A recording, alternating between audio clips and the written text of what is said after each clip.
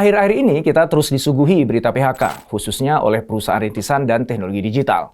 Mereka jadi bahan olok-olokan, padahal dulu mereka kita elu-elukan. Nggak bisa dipungkiri, mereka kini sudah jadi bagian dari keseharian kita, menjadi solusi atas masalah-masalah kita sehari-hari, dan turut menggerakkan ekonomi negeri. Maka wajar jika saya dan juga kita semua punya harapan besar pada mereka. Melalui video ini, saya ingin mengajak Anda belajar tentang sesuatu yang fundamental, yang itu terkuak dari prahara yang menempa perusahaan rintisan dan teknologi digital belakangan ini. Apa yang terjadi pada saat ini lebih dari sekedar imbas dari kondisi ekonomi makro dan geopolitik. Hukum alam sedang bekerja. Nasib kita sedang didikte oleh keputusan kita sebelumnya.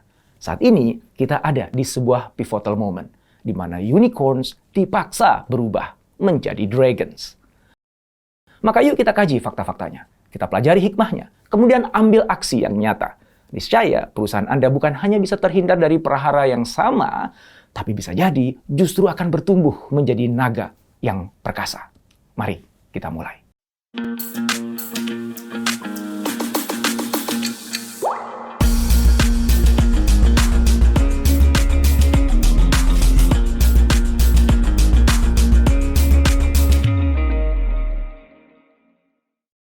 Kita akan mulai dengan menelisik dalih yang kerap digunakan oleh perusahaan-perusahaan yang tengah melakukan efisiensi karyawan. Lalu kita akan ungkap apa pemicu sebenarnya. Setelahnya, kita akan pelajari kenapa perusahaan unicorn saat ini harus bertransformasi menjadi dragons. Kemudian, dengan menggunakan Gotoh sebagai studi kasusnya, kita akan melihat bagaimana perusahaan rintisan dan teknologi digital berjuang untuk mencapai profitabilitas.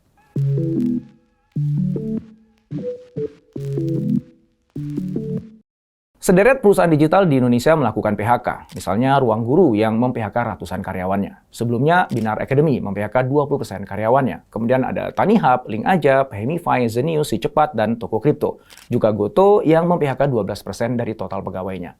Grab yang berencana menutup layanan Grab Kitchen di Indonesia juga ada bayang-bayang PHK. Terbaru ada Ajaib, Sayurbox, Gudang Ada, dan Oyo. Gelombang yang sama menerpa perusahaan Big Tech global. 1000-an pegawai di PHK Microsoft, 1.100 orang di Disney, dan 150 orang di Netflix. Sekitar 7.000 lainnya di Sea, induk usaha Shopee.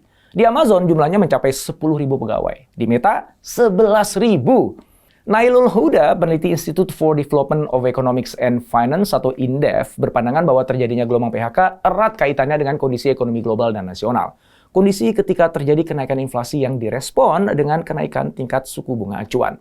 Itulah alasan yang kerap kali diberikan oleh para perusahaan rintisan dan teknologi digital untuk menjustifikasi kenapa mereka melakukan efisiensi karyawan.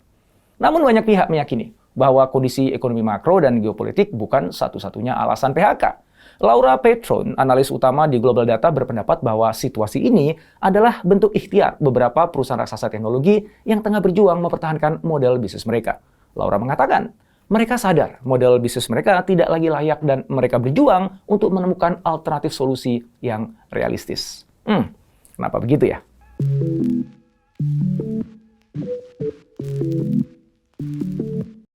Jika dicermati, ada 3 hal yang jelas-jelas memicu efisiensi karyawan. Ketiga ini menuntut perusahaan rintisan dan teknologi digital untuk memikirkan ulang model bisnisnya. Pertama adalah agresivitas mereka ketika merekrut karyawan di masa pandemi. Ketika itu, permintaan akan layanan digital memang sedang meningkat. Investor juga sedang royal-royalnya menyuntikkan dana. Akhirnya, mereka berani untuk merekrut karyawan dalam jumlah yang masif. Ratusan hingga ribuan karyawan direkrut dalam hitungan bulan saja.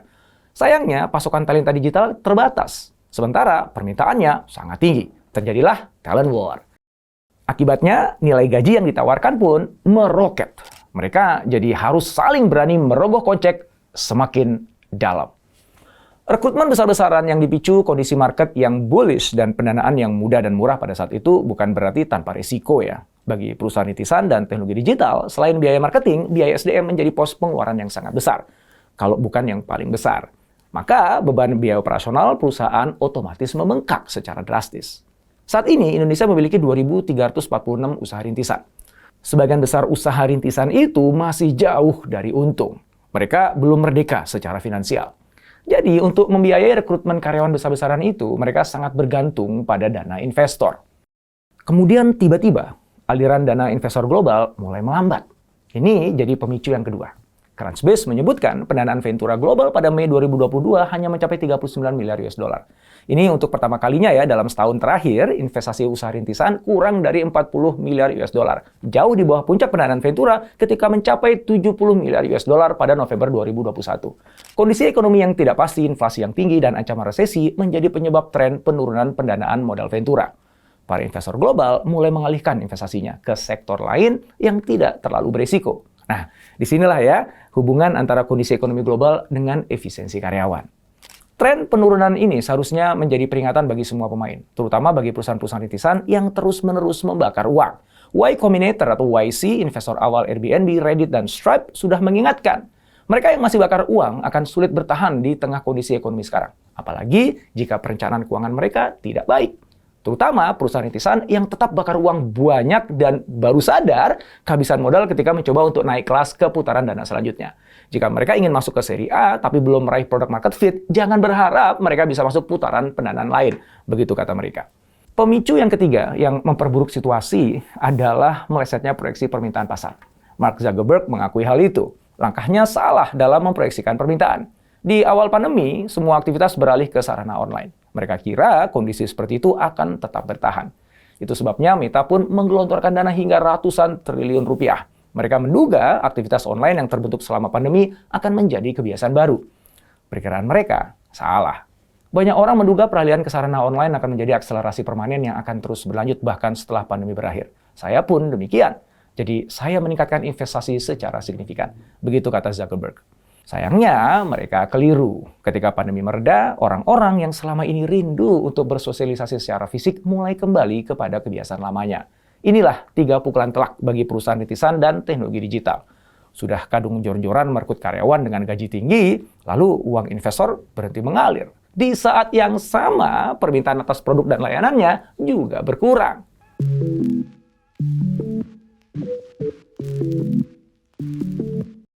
Di awal musim semi perusahaan rintisan, semua bermimpi untuk menjadi unicorn, yaitu perusahaan yang berhasil mencapai valuasi 1 miliar US dollar tanpa terdaftar di pasar saham. Tapi sekarang, semua orang jadi tersadarkan bahwa ternyata menjadi unicorn tidak selamanya indah. Unicorn tidak seksi lagi seperti dulu. Kenapa tuh? Ternyata status unicorn kan cuma dilihat dari sisi nilai valuasi pasarnya, bukan dari fundamental kekuatan bisnisnya. Jadi kekuatannya semu. Unicorn mungkin kelihatan cantik, tapi sesungguhnya mereka ringkih. Lihat saja kondisinya sekarang. Mayoritas unicorn belum untung. Mereka masih menyusu ke investor. Belum merdeka secara finansial. Oleh karena itu, idealnya sejak awal perusahaan-perusahaan rintisan dirancang untuk lahir dan tumbuh sebagai dragon atau naga, bukan unicorn. Kenapa? Karena meskipun sama-sama makhluk mistik, karakter keduanya sangat berbeda. Dragon atau naga itu independen, ulet, gesit, dan utamanya tidak terkalahkan. Nah, dalam kondisi krisis, karakter itulah yang sangat dibutuhkan. Begitulah setidaknya saran yang disampaikan oleh Mael Gavin, CEO Techstars, penulis buku Trampled by Unicorns. Jadi, dengan kondisi ekonomi seperti sekarang, semua perusahaan rintisan didesak bertransformasi untuk menjadi dragon, termasuk mereka yang sudah berstatus unicorn. Langkah ini memang berat, tidak enak, dan makan korban, tapi diperlukan. Bukan hanya bagus buat perusahaan rintisan itu, melainkan juga bagus untuk industri dan ekosistem bisnisnya. Mungkin tidak semuanya ya bisa bertransformasi dan beradaptasi. Tapi bagi mereka yang berhasil, akan berubah menjadi naga yang perkasa.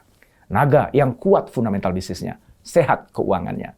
Maka wajar bila semua perusahaan rintisan saat ini didorong untuk mengejar profitabilitas. Nggak lagi sekedar grow seperti dulu. Dan rumus profitabilitas itu kan sederhana, pendapatan dikurangi pengeluaran. Jadi kalau mau profit, caranya ya cuma 2, pendapatan ditingkatkan, pengeluaran dikurangi. Nah, itulah yang sekarang sedang dikejar oleh semua perusahaan rintisan.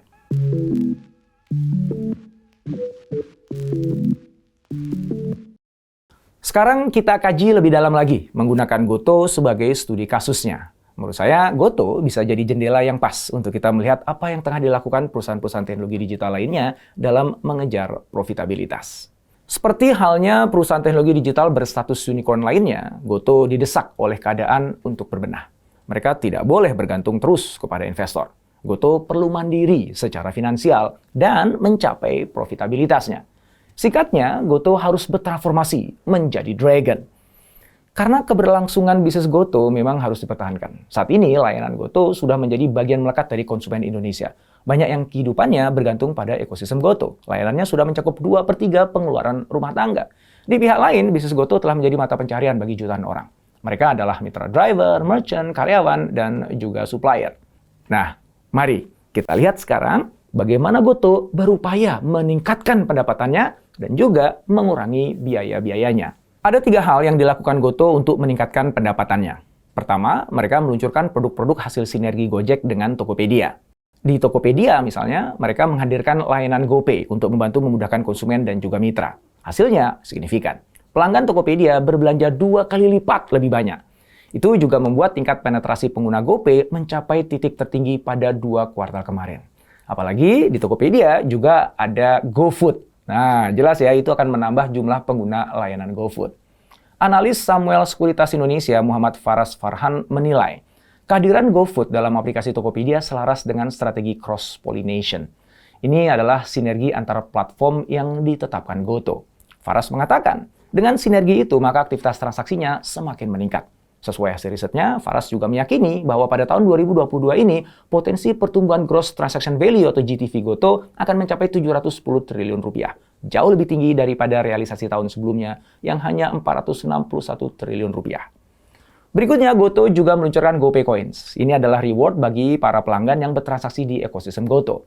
Insentif ini telah mendorong akuisisi pelanggan lintas platform, lebih tinggi 2,3 kali lipat dibandingkan insentif lainnya. Beban akuisisi pelanggan juga lebih hemat, mencapai 20% lebih hemat dibandingkan dengan insentif pada satu platform saja. Kemudian diluncurkan pula GoTo Plus. Ini adalah program langganan GoTo. Hasilnya, transaksi dan frekuensi pembelanjaan pelanggan terdongkrak naik, sampai 5 kali lebih tinggi dibandingkan pelanggan reguler. Kedua, GoTo melakukan pendekatan hyperlokal. Caranya adalah dengan menghadirkan layanan gudang pintar dilayani Tokopedia. Sebuah layanan untuk memenuhi pesanan melalui fasilitas gudang yang tersebar di berbagai daerah. Dengan cara itu, mitra bisa memperluas jangkauan bisnisnya dengan lebih mudah. Gudang dilayani Tokopedia saat ini sudah ada di Jakarta, Bandung, Surabaya, Makassar, Palembang, dan Medan. Ketiga, GoTo meningkatkan layanan fintech-nya. Dalam hal ini, mereka menyajikan GoPay Later dan GoPay Later Cicil di Tokopedia. Ini adalah layanan pembiayaan bagi para konsumen, merchant, atau mitra usaha dalam ekosistem. Fasilitas cicilan diyakini dapat menstimulasi daya beli konsumen. Dengan begitu, selain transaksi akan meningkat, loyalitas pelanggan juga akan terikat. Ujungnya, pendapatan GoTo bisa melesat. Lalu bagaimana GoTo mengurangi pengeluarannya? GoTo melakukan efisiensi biaya yang diantaranya mencakup travel freeze, hiring freeze, dan memangkas biaya marketing. Sepanjang tahun berjalan, GoTo telah melakukan penghematan sebesar 269 miliar rupiah.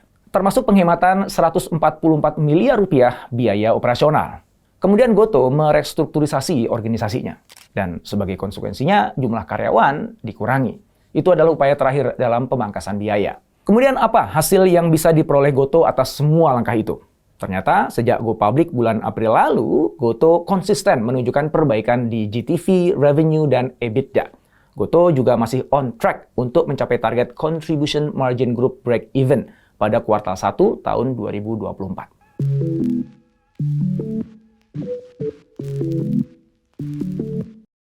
Gelombang PHK di perusahaan rintisan dan teknologi digital tidak hanya memunculkan rasa getir dan keprihatinan. Gelombang ini juga telah memecut kesadaran dan kemauan semua pihak untuk berbenah, terutama memperkuat fundamental bisnis, agar bisa menjadi seekor naga, kuat perkasa, gesit, dan juga ulet.